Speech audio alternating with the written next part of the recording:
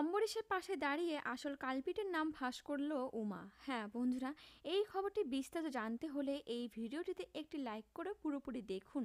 উমা ধারাবাহিকে ইতিপূর্বে আমরা সকলে লক্ষ্য করেছি যে সুনন্দা দাসের মৃত্যুর অভিযোগে অম্বরীশ আচার্যকে অ্যারেস্ট করতে চলে এসেছে পুলিশ। কেননা পুলিশের কাছে প্রমাণ আছে যে সুনন্দা দাসের মৃত্যুর কারণ হলো অম্বরীশ আচার্য।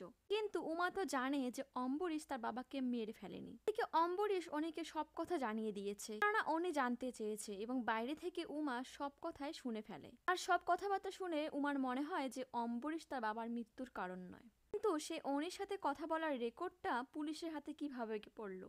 কেননা পুলিশ কিন্তু সেই রেকর্ডটা সকলকে শুনিয়েছে, যেটা শুনে অম্বরীশের মনে হয়েছে যে এই কাজটি করেছে উমা। কিন্তু উমা এই কাজটি করেনি, সেটা কিন্তু আমরা সকলে ভালো করে জানি। এদিকে অনুরাগ তো ভীষণই ঘাবড়ে পড়েছে, কেননা অনুরাগের প্ল্যানটা ভেস্তে যেন না যায়। তো আমরা দেখেছি উমা অম্বরীশের পাশে দাঁড়িয়ে পুলিশকে বলল যে অম্বরীশ আচার্য তার বাবার মৃত্যুর কারণ নয়। এই কথা শুনে ভয় পেয়ে যায় অনুরাগ, কেননা অনুরাগে তো সেই রেকর্ডটি করেছে এবং রেকর্ডটি পুলিশকে দিয়েছে। তাই এইবারে অম্বরীশ আচার্যের পাশে দাঁড়িয়ে আসল কালপিটকে পুলিশের হাতে তুলে দিতে চলেছে উমা। হ্যাঁ বন্ধুরা, গল্পে এমনটাই হতে চলেছে।